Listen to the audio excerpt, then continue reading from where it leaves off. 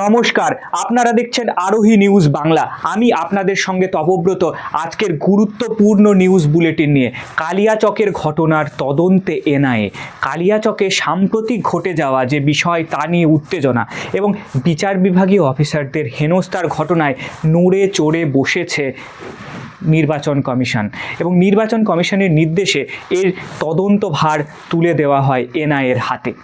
গত ৩ April ২০২৬ NIA একটি বিশেষ দল গঠন করে মালদহে পৌঁছে তদন্ত শুরু করেছে।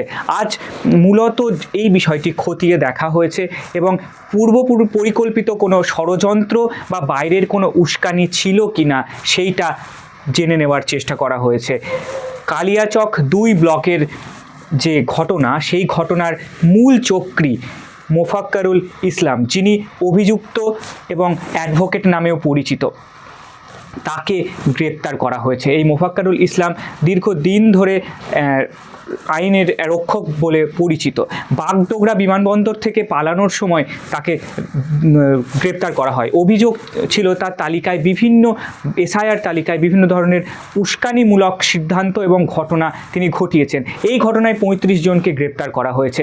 এখনও পর্যন্ত আমরা যতটুকু জানতে পেরেছি, সুপ্রিম কোর্ট কালিয়াচকের এই ঘটনাকে নজিরবিহীন এবং বিচার ব্যবস্থার উপরে আঘাত বলে জানিয়েছেন।